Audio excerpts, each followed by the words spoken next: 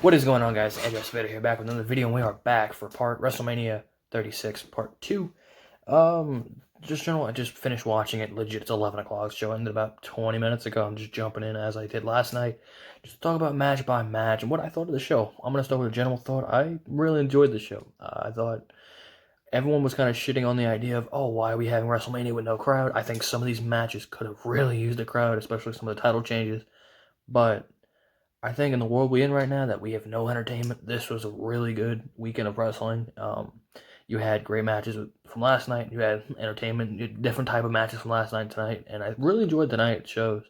I thought it was pretty good. Most of my most anticipated matches were tonight, and I wasn't left with bad thoughts on this match. So we'll start off with a low point for me, NXT Women's Championship. Rhea Ripley defending against Charlotte Flair. Charlotte takes the belt off of Rhea. I was pissed originally because I wanted Rhea to kind of keep the belt in NXT. Even though Rhea beat Sasha WrestleMania, Survivor Series weekend, she pinned Sasha twice. She's kind of like the mainstream, like on the main roster, people know who she is. But what transpires later in the show, we thought that the story between Rhea and Charlotte was, and we'll say Bianca Belair, at TakeOver Portland. They thought they'd put it all together. And what happened later in the show, where's Charlotte going to go with the title? Because we know what the ladder match is going to be this week between Io Shirai, Chelsea Green, Tegan Nox, Dakota Kai, Candice LeRae, and Mia Yim for the number one contendership. So you would think whoever wins that, Charlotte's going to beat. If Bianca's coming up to the main roster with the Street Profits, who's going to be the one to take the belt off Charlotte? So I didn't like this. Again, I thought NXT got shafted all weekend with Baszler losing, and now Rhea losing the belt to Charlotte. It's a horsewoman versus NXT chick. I should have seen it coming, and I've seen most people thought it was going to happen. But Charlotte worked the left leg that she injured a couple weeks ago on NXT TV. Works it out. Rhea hit a really quick riptide early in the match, and then Charlotte just took over, worked the leg, figure eight for the win. Tapped out Rhea, which I didn't like having her tap out, but they worked the leg the whole match. It's a believable finish. I just would have preferred to see Rhea retain, but Charlotte is your new NXT Women's Champion. Moving on to the second match of the card, which is the only match on this card that didn't deserve to be on the show. Well, maybe we could say the Raw Tag Team title match. One of my guys, Aleister Black, took on Bobby Lashley in a very quick match. I think it was like 8 minutes. Aleister Black picks up the win via the Black Mass after Lana told Bobby Lashley. Lashley had Black up in the Dominator position for the running power slam. Lana goes, spear him, puts him down, kisses Lana, and tries to go for the spear. Black Mass, 1, 2, 3. Black gets the win. Black got a new cool jacket for WrestleMania. I'm all fine with Aleister Black picking up the win here. Moving on to probably my highlight of the show. My boy, my fellow thick boy, Otis taking on Dolph Ziggler. Coming in, if you know the story, Otis tried to pick up Mandy Rose. Sonya Deville told Otis to be late on purpose, texting him via Mandy's phone. So Ziggler picked up Mandy. The truth was revealed Friday night on SmackDown. So now can Otis get his justice? And justice was served for Otis. Got to the match. Otis was just trying to murder Dolph Ziggler. Sonya distracts the ref. Ziggler hits Otis with a low blow after he was trying to pick up the win after the Caterpillar. And then Mandy showed up. Bitch slaps Sonya, throws Sonya in the ring to distract the ref. Mandy runs in, kicks Ziggler in the dick. He's knocked out. Otis gets up, says, alright, sees Mandy, hits the Caterpillar. 1, 2, 3. Otis picks up the win. And then finally, Mandy gets in the ring with Otis. She raises her hand. Otis lifts her up. And Otis and Mandy finally get that kiss, and the fat guy finally gets the girl. For my fellow thick boy, I respected Otis. The storyline was phenomenal. Now I guess they're together. Where could this go? Maybe an Intercontinental Championship feud. Maybe with Sami Zayn. That would be fun. But just for the storyline and how funny this has been, Otis getting the win here put a smile on my face. I was watching with my family. They loved it. Otis is a GOAT. Otis picks the win, and Otis and Mandy are finally together. Moving on from a very funny feud to a personal feud, the blood feud between Edge and Randy Orton in a last man standing match. Before the bell even rings, Edge comes out first. Orton's entrance music hits. He doesn't come out, and it shows Orton disguised as a camera guy, held the camera, snuck in behind Edge, RKO before the bell, and start the beginning of the match, which is working. Orton, hella involved, hit him with 2 straight RKOs. He gets up. They start brawling into the training facility gym. We saw Edge do a pull-up, kind of like moonsault on him. Randy tied him with the straps for like when you're working on your bicep. I have no idea. I don't go to the gym, so you're asking the wrong guy. But they're battling in the gym. What else happened? They brawl out of the gym. They go into the production area. They start beating each other up in the production area. And it being the performance center, it is a small building that they have their main stage set up. And there's about, I would say, probably 7 to 8 feet between the main stage and then the walls of the performance center. So they're brawling in this tiny little hallway. They brawl out back onto the main stage. Orton throws Edge off the balcony, gets up. They go brawling back, continue to brawl through the performance center, this time into the offices. They brawl into the same office that Gargano and Ciampa started brawling into on NXT. Edge hit he climbed on top of the ceiling into an elbow drop, like a panel of the ceiling was kind of lowered, so he climbs up and just hits an elbow drop. They keep brawling, just some of the high spots, when they brawled all the way to the backstage storage area, so it's like there's ladders and all that set up. They continue to brawl throughout, and they get to this weird scaffolding where there's a table set up. Edge throws Orton on the table, and Edge decides to climb a ladder on top of a scaffolding. There's a flying elbow for a false, I guess you can call it false count, because he got up to with a 9. I think Orton was up first at 8, and then Edge got up at 9. They continue to brawl, and then there was one of those tractor trailers that probably just had all the equipment, and they have a trailer and a black SUV and a payloader. They start brawling. They get on top of the tractor trailer. They're brawling on top. And Orton hits an RKO first. Orton goes and teases, hitting the punt kick onto Edge. Edge reverses into a spear. He goes for another spear. RKO to Edge. Orton goes down from the trailer, picks up 2 chairs, sets up for the concerto. Edge goes for his little sleeper hold. I don't know what this new sleeper submission move to knock out Orton. Has him set up. Edge hits Orton with the concerto. Referee counts to 10. Edge is your last man standing. Pretty good match. Went a little over 25 minutes, almost a half hour. They gave it a lot of time. Maybe a little too long. They probably could have shaved off about 5 to 7 minutes, and I thought it still would have been a great match, but they let Edge for his first match back, his first singles match back. I thought it was a pretty good match. They worked the neck a little bit. He continues to tease him trying to test for his fingers with the neck. Don't stop doing that, Edge. You're scaring us, but for a first match back for Edge, I thought it was pretty good. We'll see where he goes from now. Goes here from now, barring whatever happens with WWE. After that, beginning of the night, Gronk put out, before the first match, that he was going to win the 24/7 championship. After the Edge match, you have Mojo Rawley getting chased by a bunch of superstars, and Gronk is on his little perch up top.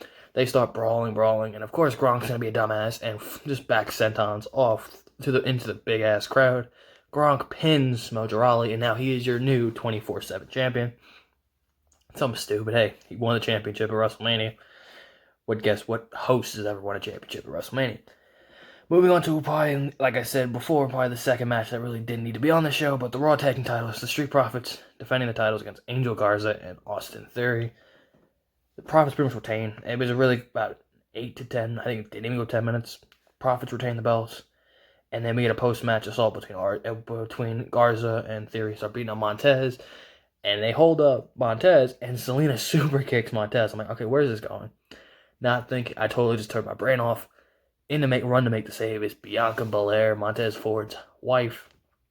She cleans house, the boys clean house, and it's pretty much they get the little celebration where both boys are holding Bianca. Is this a call-up for Bianca Belair, or is this just a one-off because it was in the Performance Center and they can do this? I don't know. I'm hoping it's not a call-up because really, like I said earlier, who's Charlotte going to drop that title to if it's not going to be Bianca? But, I thought, again, quick match, nothing really to talk about here. It's just standard Raw 10-minute Raw Tag Team title match. Third to last match on the card, we had the SmackDown Women's Championship 5-way elimination match. Bayley defending against Sasha Banks, Tamina, Naomi, and Lacey Evans. First, again, Tamina pretty much dominated early in the match. Again, she's the biggest woman in the match. She dominates. They take her out via all four of them hit a top rope move. Bayley hits the elbow drop. Sasha hit a frog splash. Lacey hit a straight moonsault, and then Naomi hit a split-legged moonsault off the top. All four of them pin her, takes Tamina out. Naomi was eliminated via a backstabber and a bank statement from Sasha Banks.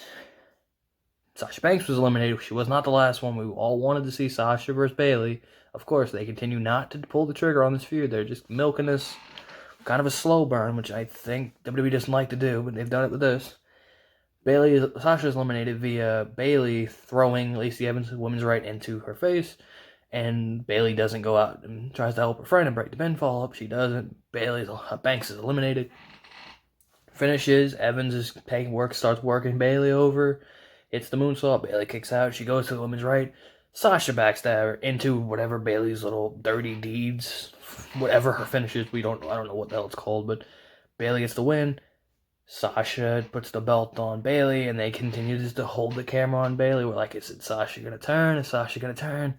Sasha just sits there and watches her friend get her WrestleMania moment, and Sasha continues to never get her. She still has not had a WrestleMania moment. Then we'll move to the semi-main event, and last night I said the off-scene movie-style match was match of the night with The Undertaker, the Boneyard match between Undertaker and AJ Styles. Tonight's match was The Fiend versus John Cena in a Firefly Funhouse match. And I don't know what the fuck I watched. Pretty much first starts off, Cena goes out to the ring like it's a normal match. Of course, Bray's Firefly intro comes out, and Bray goes, "Hey, John, this is, the wacky land where devils and gods and monsters live in harmony," and whatever Bray said. Cena's teleported to the Firefly Funhouse. Ramblin' Rabbit's like, "Oh, Bray went through that door."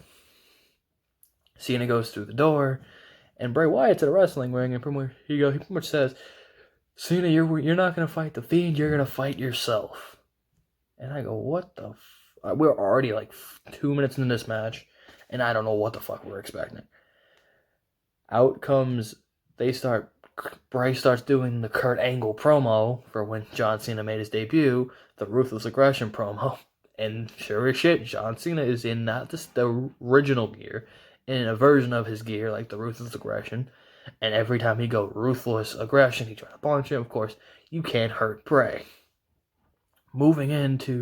After that, it was moved into a Saturday night main event, like, promo pack where Cena's like jacked up muscle man. Like, I guess it's technically the prototype. Like the prototype gimmick is original gimmick from OVW, where he's just pumping it like every girl wants to be him. So I guess that's the prototype reference. And he goes to swing at Bray. Of course, Bray moves. Then we shift to the basic Thugonomics version of Cena, which was last year's gimmick, and he goes out and starts roasting Bray. Pretty much calling him Husky Harris and calling him fat and lazy and all that. Bray's like, "I hurt my feelings." Cena continues to go on. Then they moved on to WrestleMania 30, where Bray's back in the Bray Wyatt cult leader gimmick with the flannel shirt and the hat. And he goes back on his knees, hands Cena the chair, just like how we did at WrestleMania 30. He goes, "Hit me, fulfill the destiny." Cena swings. Bray disappears. He's in the corner. Cena mounts and starts beating the shit out of him. But transforms it into the pig, Husky Harris, whatever you want to call it. Husky's the big boy. And behind him... Then it was... Well, what happened before? I didn't understand this at all, but Eric Bischoff was the NWO. Bray was the NWO, and Eric Bischoff calls out Cena. And they have the Vince McMahon puppet on commentary. He says, "That's such good shit." And I don't know what the fuck I watched. This is all... I'm gonna rewatch it just to figure out what the fuck I watched. NWO, then Cena jumps Bray, hits him with the A, and then mounts. And then that's when the Husky's the Big Boy will shift to Husky's the Big Boy. And then you see behind Cena, the Fiend comes up. Fiend hits him with Sister Abigail. hits him with, and then puts in the mandible claw, and Bray Wyatt, the Fly-By Bray Wyatt, counts 1, 2, 3. The Fiend, and then Cena after the match. Cena just teleports out to never be seen again. Who knows when we'll see John Cena, but the Fiend wins, which we all wanted, but we don't know what the fuck we watched, honestly. And then let's get to the main event. Brock Lesnar defending the WWE Championship against the Royal Rumble winner, the Men's Royal Rumble winner, Drew McIntyre. Just like the Universal Championship last night, title match, it was legit. This time it was 10 moves. Brock went right away, tried to outpower Drew. Drew hit him with a Claymore, clicked out of 2. Brock hit him with 3 suplexes, and then hit him with an F5. 2 suplexes into an F5. Hit him with another suplex, and 2 more F5s. Drew kicks out. Drew hits another Claymore to second, and hits 3 straight Claymores onto Brock, pinning him, becoming the new WWE Champion. Went about 7 minutes. Again, it's a Brock Lesnar match. You're not going to expect much from Brock, but moral of the story is Drew McIntyre finally fulfills his destiny that Vince McMahon said, was it 9 years ago, that he would win. He's a future world champion. Now he is finally the WWE Champion, and God, did it suck there was no crowd for his moment. I think that was probably the biggest miss of not having a crowd for that moment. I mean, really, nothing else throughout this card. I was like, damn, that needed a crowd. Drew's moment should have been in the crowd, which I was kind of thinking going into the main event. I'm like, I'd be okay if Brock retained and then we waited for whenever we're going to get crowds back for Drew to win the title. But they couldn't extend this feud. They had nothing left, so Drew had to win the belt. I feel bad for Drew that it was in front of an empty arena, but I'm happy that he is finally the WWE Champion. And it ends WrestleMania. And with the happy moment of a new WWE Champion. They filmed Raw already, so we'll see what happens tomorrow night on Raw for his little celebration with nobody there. And then we'll see what feuds they set up. And they did. I thought most people reported that Money in the Bank would be canceled. They did promote on May 10th. We're gonna have Money in the Bank, so we'll see. So that is WrestleMania 36, both days. Leave in the comment section below what you guys think of the show. Be sure to like, comment, and subscribe, and I will see you guys in the next video. Peace.